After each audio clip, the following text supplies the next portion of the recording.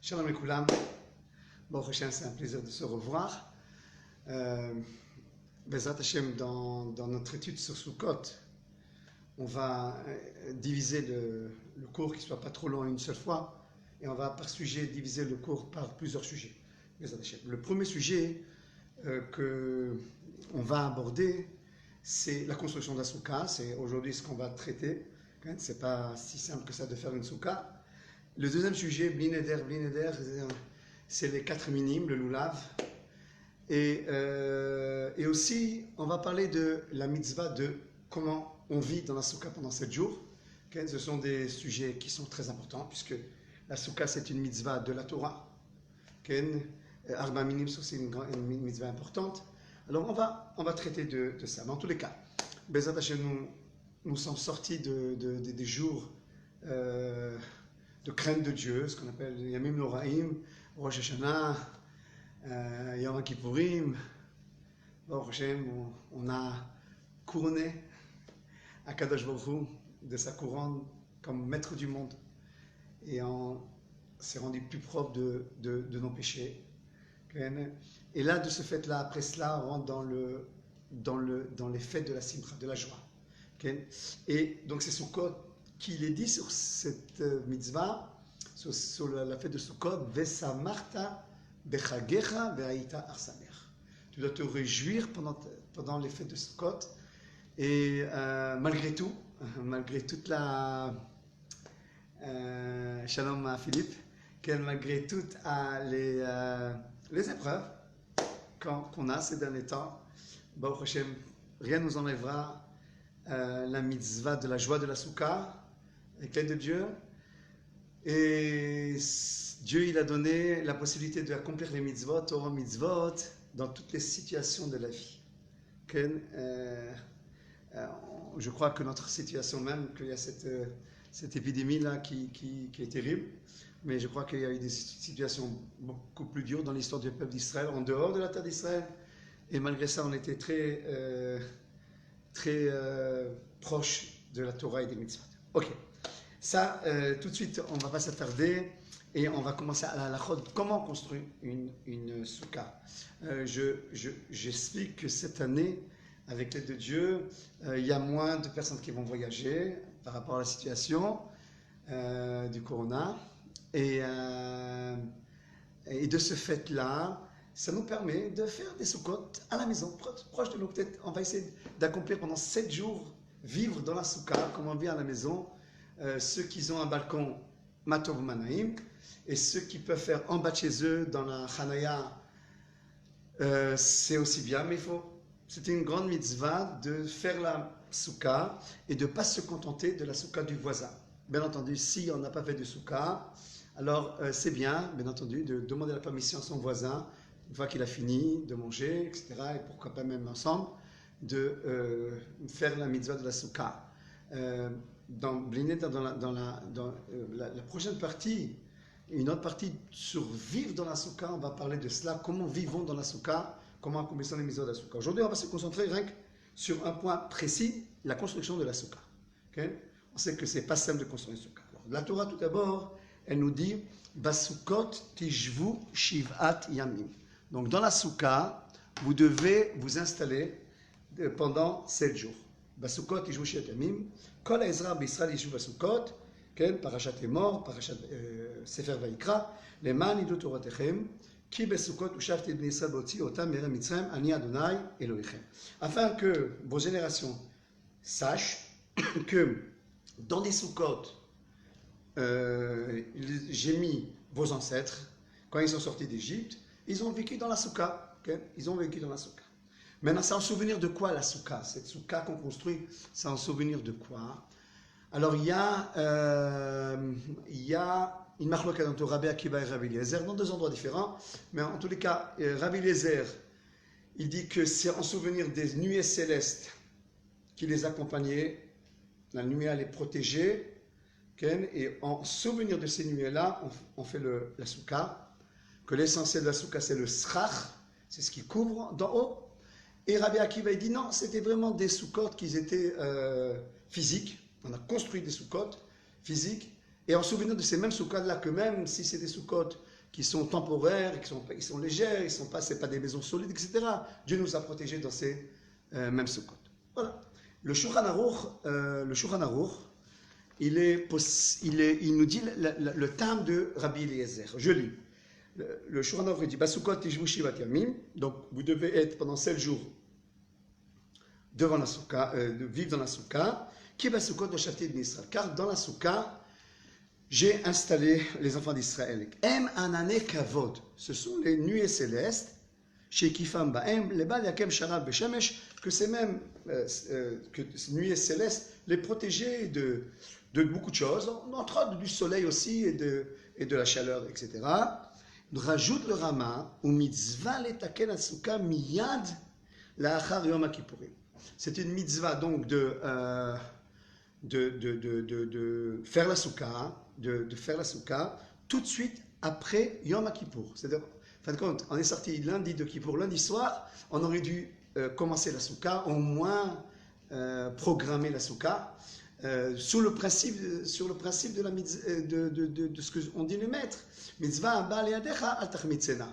Une mitzvah qui se présente devant toi, fais-la tout de suite. Okay.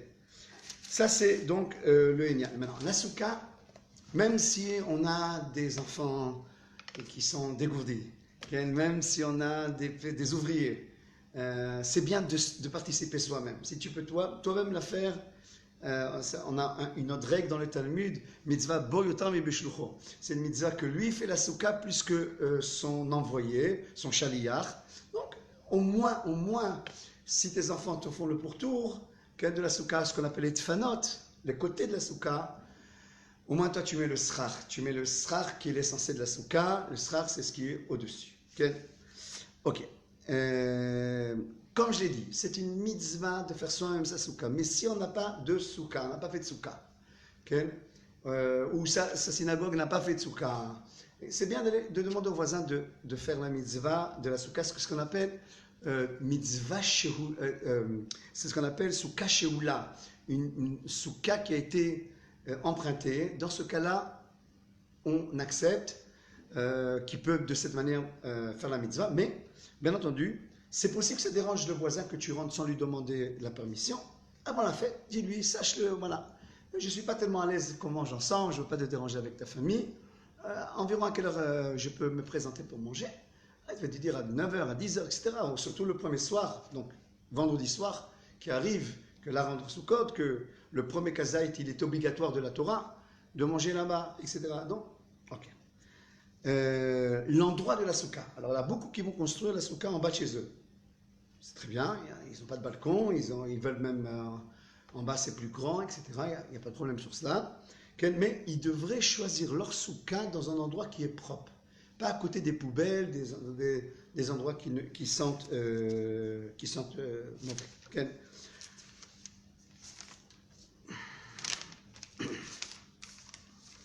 Ok. Okay. Maintenant, on va rentrer dans les détails. Okay. Dans les détails techniques de la souka. Alors, la souka, elle doit être de superficie, okay, 7 fachim sur 7 fachim. Qui veut dire en termes compris, 56 cm sur 56 cm. Le Chazon Ish, il est plus mahmir, parce que pour lui, le tefar c'est 10, donc il dira 70 sur 70, mais nous les Sfaradim, on peut se contenter de 56 cm sur 56 cm. Donc c'est très petit, une souka peut-être très petit, 56 sur 56, petite cabane, m'assois, et j'ai accompli la méthode. Nafkamina, que lorsque je suis maintenant, je ne veux pas descendre en bas, pour X raisons, je veux construire ma souka dans mon balcon. Mon balcon, il est petit, mais je mesure et je vois que j'ai 56 cm de largeur sur 56 cm de largeur sur 56 cm de longueur. Okay, c'est suffisant. J'ai fait ma mitzvah de la souka. Okay. Maintenant, si j'ai que 40 cm, disons, de largeur, et j'ai 3 mètres de longueur. Des fois, on voit des mirpessotes, des balcons qui sont très étroits, mais ils sont très longs. C'est pas bon. C'est pas suffisant. Il faut que j'ai un espace pour habiter normalement, qu'au moins de 56 cm sur 56 cm, malgré que la superficie de 40 cm sur 3 mètres, c'est plus, non. Il faut qu'il y ait 56 sur 56. Ça, c'est ce qui concerne donc le chétar de la souka. La superficie de la souka. La hauteur. La hauteur de la souka, elle doit être au moins donc 10 tefachim. 10 tefachim, ça correspond à 80 cm. 80 cm. Maintenant, si j'ai 80 cm sur 3 côtés, je rappelle que les côtés, c'est suffisant, on va appeler ça les tfanot, les côtés de la souka, le dofen, selon la halakha, c'est suffisant 3. Tu veux mettre 4 fermés, ça va, matov. Mais tu peux te contenter que de 3.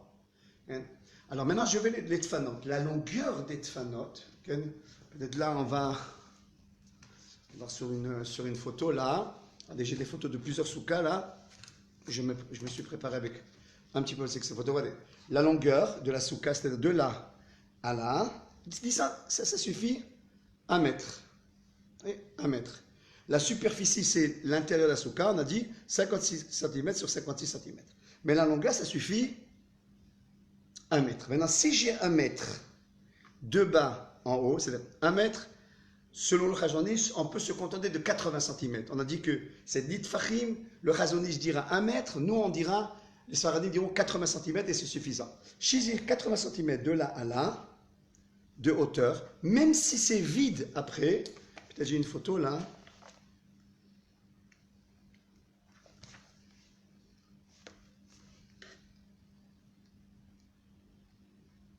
Oui, j'ai une photo, regardez. Non, ça c'est une photo à l'envers. Voilà, j'ai une photo. C'est par exemple là, regardez là, là, il a plus de 80 cm. Et là, c'est vide. Vous voyez ici, cet endroit-là, il est vide. C'est caché. Même si ça fait bizarre, parce qu'on voit que le srach, le haut de la souka, il est loin des tfanot, il est loin des côtés, mais c'est caché. Du moment que j'ai 80 cm sur 3 côtés, 80 cm et derrière 80 cm, c'est suffisant, même si c'est tout ouvert. Même si c'est tout ouvert. Quand la chose peut se faire remarquer, quand par exemple j'ai une grande souka avec des fers, j'ai acheté des fers, j'ai construit ma souka, et j'ai des planches de bois qui sont grandes, rien que 80 cm. Alors je les ai mis toutes à trois côtés de la souka. Et là, c'est resté vide parce que la souka, elle est longue, elle est grande. C'est pas grave. C'est pas beau. La souka, c'est beau qu'elle soit fermée. Mais selon la halakha, du moment que tu as une hauteur sur 3 côtés de 80 cm, le srach, il est caché. On va en parler bientôt. C'est suffisant pour que la souka, elle soit cachée. Okay? Ok. Maintenant, ça c'est la hauteur. Donc on a parlé de la superficie, on a parlé de la hauteur. Je voudrais signaler quelque chose avant de continuer sur la construction de la souka. Une souka mal construite, qu'on n'a pas bien consolidée, qui est tombée le jour du Shabbat. On sait que Yom Tov et Shabbat se rencontrent cette année. Le premier jour de Sukkot, c'est Shabbat. Elle est tombée, on ne répare pas. On ne touche pas. Okay? Mais on sera obligé, Motzei Shabbat, premier jour de Chol HaMoed, le lendemain de Yom Tov, le premier jour de Chol HaMoed, on sera obligé de la réparer. Okay? Maintenant, il y a... on revient sur les côtés. Okay? Il y a beaucoup qui font les côtés avec des draps. Ils mettent des draps tout autour. Okay? Et ils se contentent de mettre ces draps-là. C'est pas bon.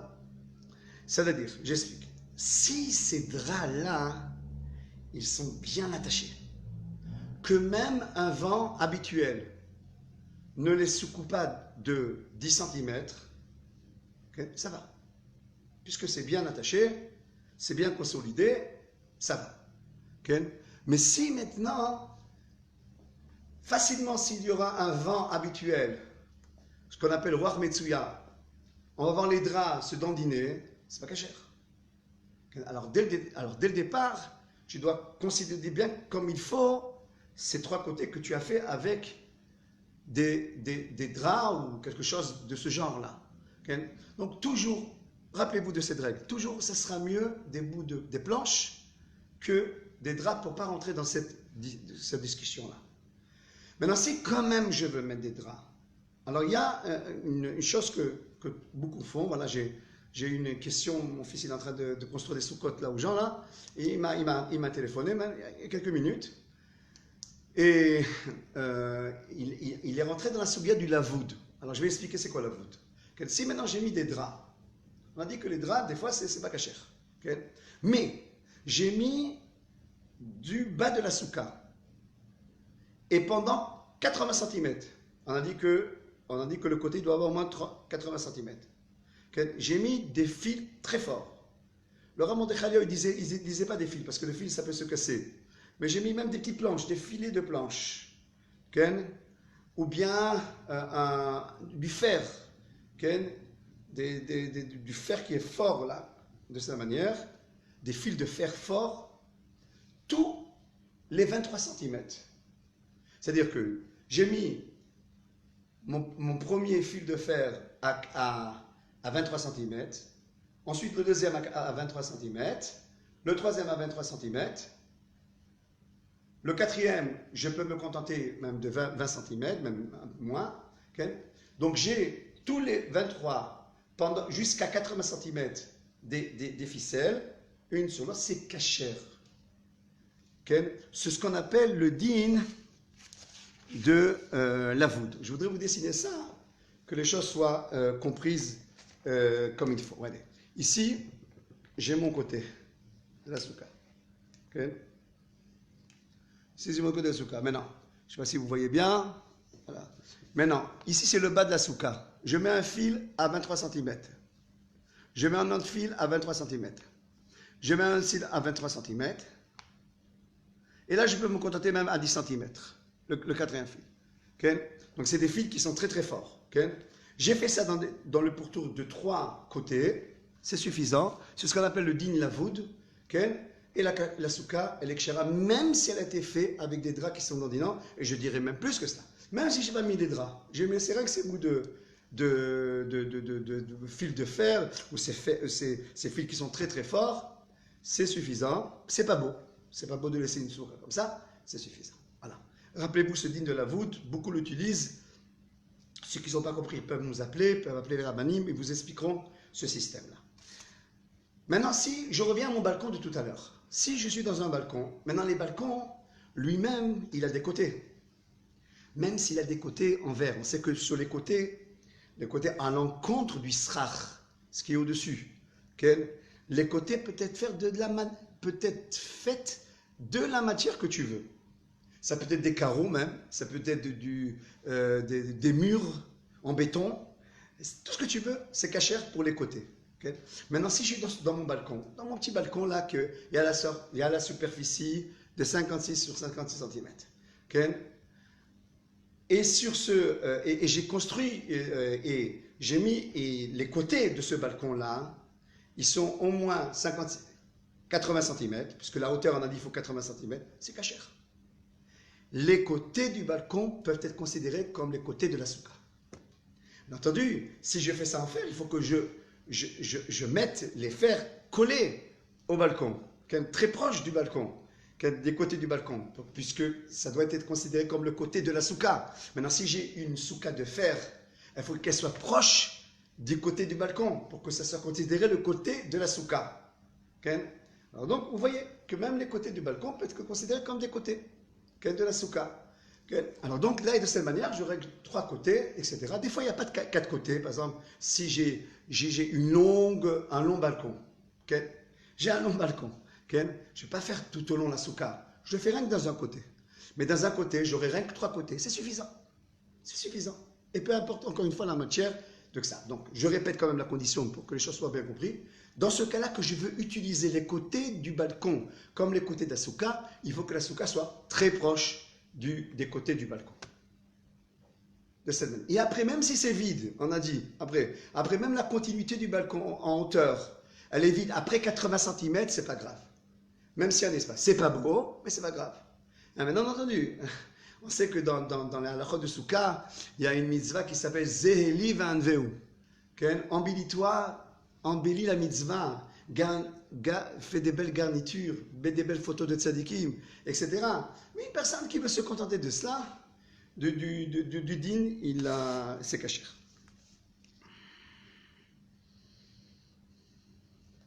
Maintenant, on va parler du srach. Alors le srach, c'est l'essentiel de la souka. Vous voyez que la souka, c'est la même racine que srach, sach, quelque chose qui est au-dessus de nous. Okay? On disait que le deuxième nom de Sarah, Imenu, s'appelait Iska. Pourquoi on l'appelait Iska? Parce que Iska, c'est la racine de Sach aussi. Il y avait le roi HaKodesh qui est au-dessus de sa tête, à Sarah Imenu, que son srout nous protège tout l'âme Israël et qu'on soit débarrassé de cette maladie, de ce virus-là, et qu'on voit de nos yeux l'apparition du Mashiach Tzidkenu B'Ma, Amen, Bezrat Hashem. Alors, Srach, c'est l'essentiel de la souka. C'est pour ça qu'elle s'appelle souka. Maintenant, le srach, à l'encontre des côtés, il est fait de matières bien précises, qui doivent avoir deux conditions.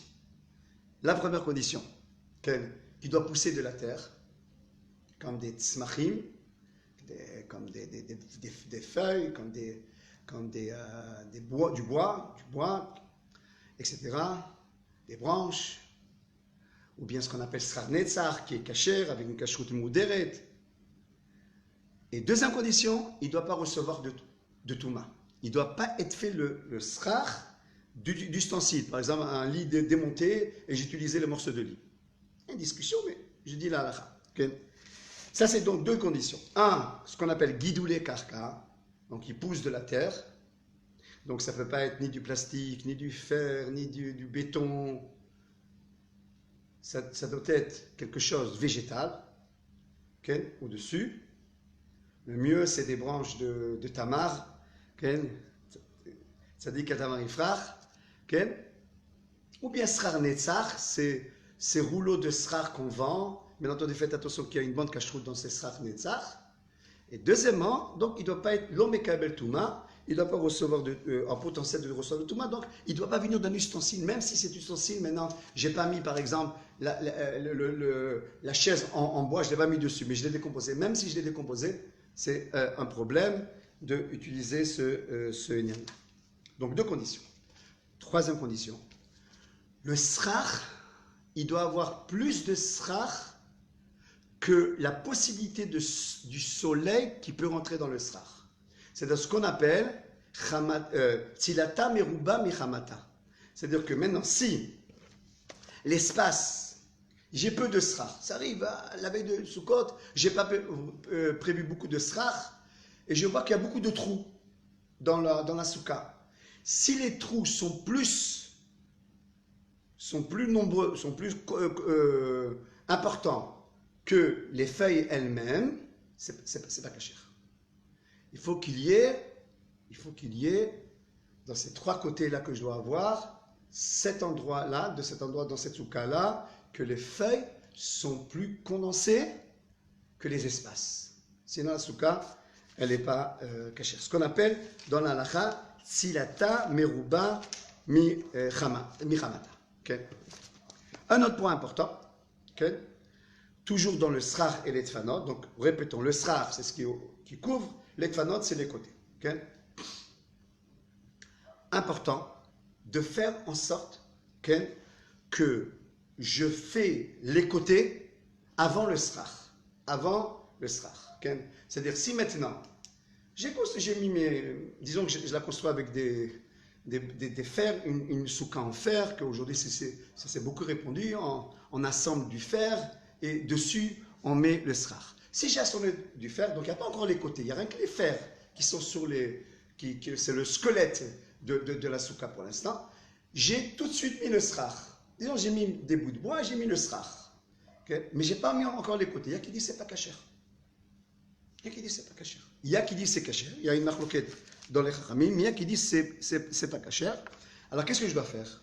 Si je me suis aperçu à l'entrée de la fête, mon rabbin me dit mais pourquoi tu as mis le srach avant les côtés? D'abord on met les côtés et après la dernière action c'est que tu mets le srach. Je ne l'ai pas fait. J'ai mis d'abord le srach, après j'ai mis les côtés. Si je me suis aperçu ça la veille de la fête, je prends chaque branche et je la soulève. Je dis Leshem mitzvah, je pose au nom de la mitzvah souka, Leshem mitzvah souka. Et je bouge toutes les feuilles ou tous les bois qui sont dessus, je les bouge comme si que maintenant je mets le sechar. Pour que le sechar il soit après les tfanot. Si j'ai vu ça après la fête à Chol HaMoed, aussi. Mais si je me suis aperçu pendant Shabbat, aujourd'hui Shabbat c'est Yom Tov, je suis rentré dans la souka, et ton ami te dit mais comment tu as construit la souka, etc. Très belle souka, très belle garniture, etc. Mais comment tu as construit la souka? Il dit qu'est-ce que tu as mis premier? Alors, je dis ben j'ai mis le srach, le haut, après j'ai mis les côtés. Mais c'est pas un problème, il y a une marloquette. Bon alors qu'est-ce qu'on fait? On n'a pas de souka d'où pour aller, qu'est-ce qu'on fait? On reste dans cette souka, mais on ne fait pas la bracha, la chevet de souka, comme ça il est possible de remonter Khalir. On fait pas la... Parce qu'il y a une marloquette. Alors, accomplir la mitzvah, tu restes. Mais la bracha, tu ne peux pas la faire. À la sortie de la fête, tu répares cette chose-là. Okay? Ça, c'est ce Enyan-là. Okay? Maintenant, en ce qui concerne les décorations. Les décorations, il faut qu'ils soient proches de la souka dans les 32 cm, dans les 4 fachim, pour qu'ils soient annulés à la souka. Une décoration, mon Rabbi Abotai, c'est considéré dans la halakha comme quelque chose qui reçoit la touma. Et je ne veux pas être douce dessous, manger, dormir sous les décorations. Mais si elles sont proches du srach, dans les 32 cm, j'ai le droit, parce qu'à ce moment-là, on dira qu'ils sont annulés à la souka, au srach. Okay. Maintenant, la pergola. Vous savez, c'est quoi une pergola? Des personnes qui ont des balcons, et ils ont mis pour toute l'année une pergola pour de l'ombre pendant toute l'année. Si je mets les feuilles sur la pergola, c'est suffisant ou pas? Alors, il y a une condition.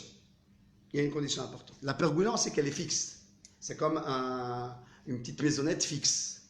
Ok. Donc, ce n'est pas considéré le srach comme une souka. Ce n'est pas quelque chose de haraï, ce srach-là. C'est quelque chose que j'ai fixé pendant toute l'année. Et je voulais mettre des feuilles dessus, comme ça je suis tranquille pendant Sukkot. La halakha, Moray Baotai, elle dit comme ça.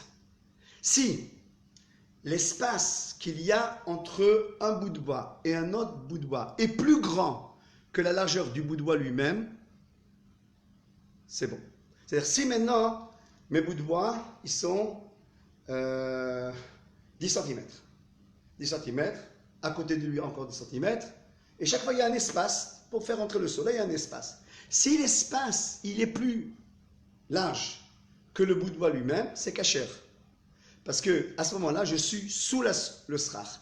Mais si les bouts de bois ils sont très proches l'un de l'autre, okay, et donc il y a plus de bouts de bois que de lumière, que d'espace, la pergola, elle est pas soule.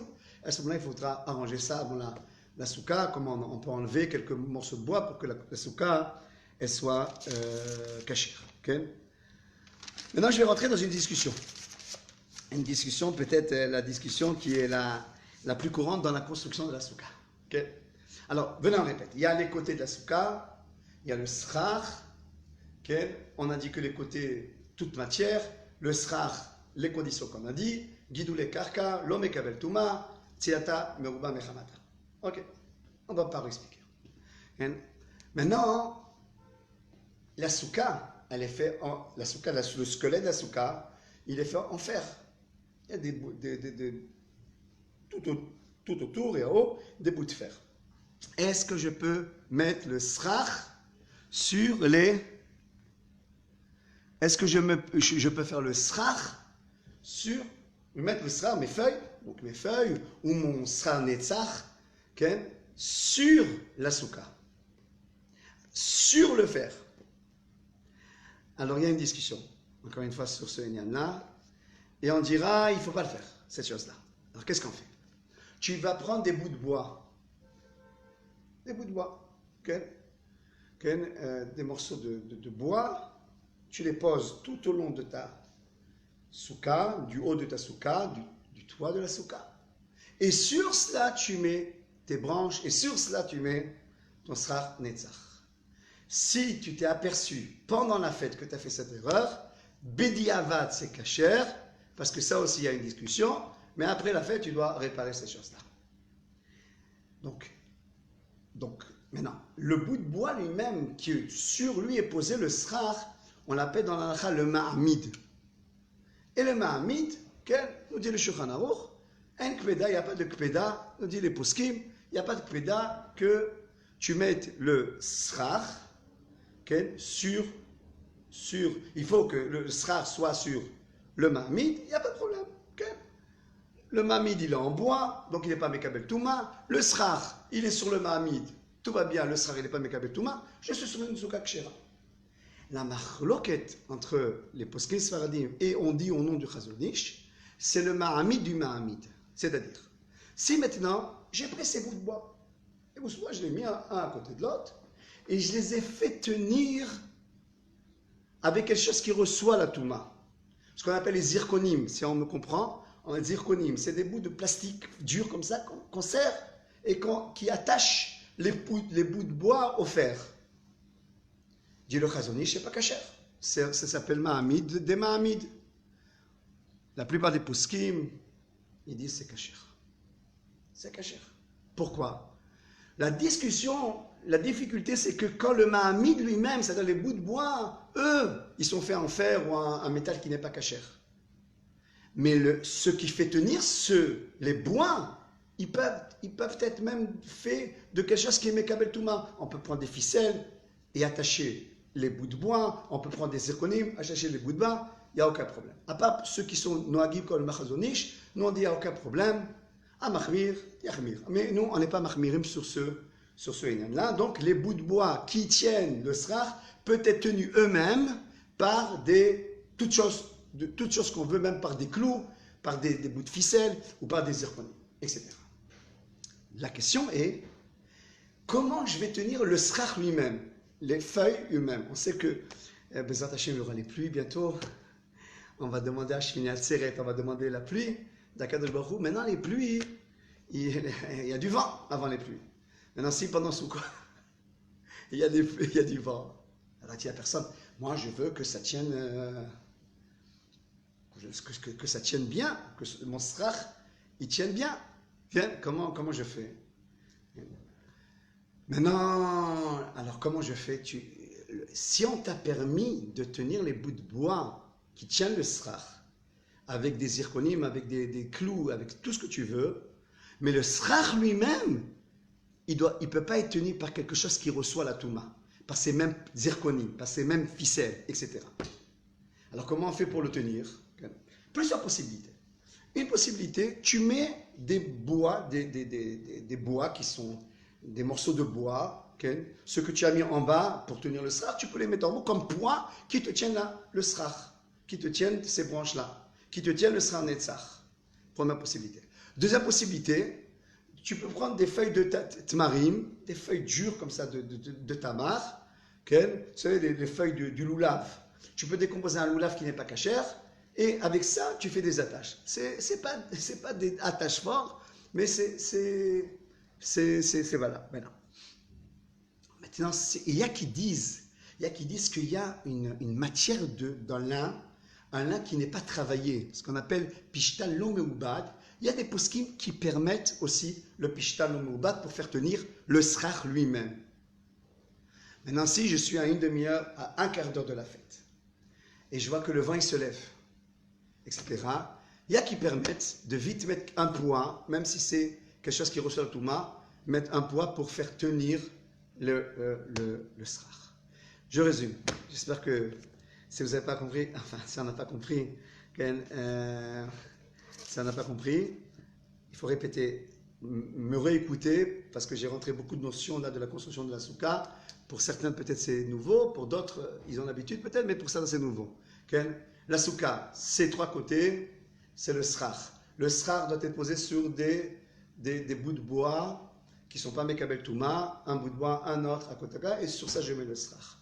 Si je n'ai pas fait ces choses-là et j'ai mis le srach directement sur les bouts de fer, il y a une discussion entre les chachamim. Bediava, tu peux manger dans cette souka, tu peux dormir dans cette souka, mais tu ne pourras pas faire la bracha de la chèvre basouka. Acholama, tu répares. Ces mêmes bouts de bois, je peux les faire tenir avec ce que je veux.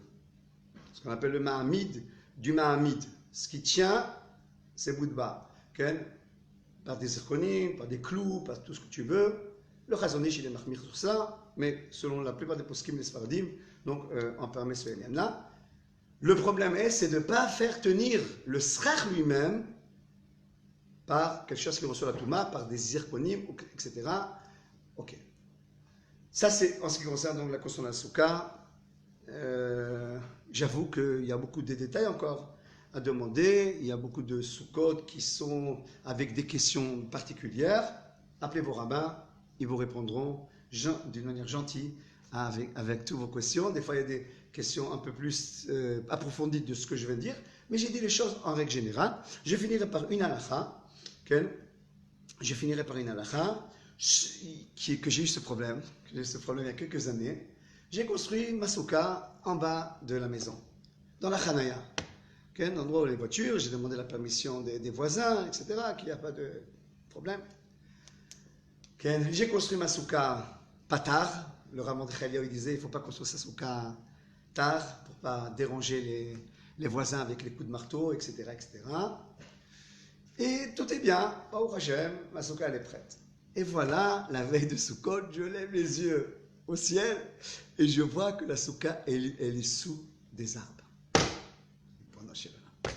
Alors si c'est une petite minorité, un peu de feuilles, et la souka elle est dense, il y a beaucoup de feuilles sur la souka, il n'y a rien qu'au-dessus des arbres, quelques feuilles d'un arbre qui dépassent, nira. Mais c'était une grande quantité d'arbres.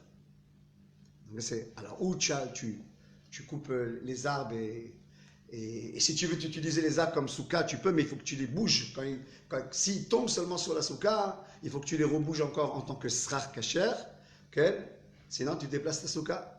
Je crois que c'est ce qu'on avait fait, on avait un peu déplacé la souka. C'est un problème. On a eu cette halakha, qu'une souka qui est sous des arbres, qui est sous une mirpesset, il faut toujours voir en haut dans le ciel. Même si c'est très haut, même si j'habite au premier étage, et en haut de moi, il y a un balcon qui sort, qui est visé par rapport à ma mirpesset à moi, mon balcon à moi, c'est pas soul. C'est pas soul. Donc toujours lève la tête. De toutes les manières, il faut toujours lever les yeux vers Dieu. C'est de toutes les manières. Mais là, pour la souka, il y a un problème d'halakha. Lève tes yeux en haut de la souka et voici ta souka, elle n'est pas au-dessous d'arbres, au-dessous d'une pesette. Comme ça, la souka, elle est. Et si elle est de cette manière-là, alors il faudra réparer ces choses-là le plus vite possible. Avant que la fête elle rentre. Donc, ça, c'est la première partie de notre cours. J'ai fait des petits cours, comme ça c'est préférable. Et il nous reste à parler de l'oulav, qu'il y a beaucoup d'halachot dans l'oulav, et de quelle manière on vit dans la souka. Mais ça sera une prochaine fois. Je vous souhaite à tous bonne préparation de votre souka. N'hésitez pas à appeler vos rabbins. N'hésitez pas à étudier vous-même, et en sachant que cette souka, c'est une mitzvah très importante. Les 7 bergers descendent dans notre souka, avec les nuées célestes se trouvent dans la souka. Il y a une protection terrible, et dans ce monde et dans le monde prochain, celui qui fait la souka comme il faut. Pour l'instant, je vous dis shalom, bezat Hashem, netbaser, besorot tovot, Yeshua ben Nechamot.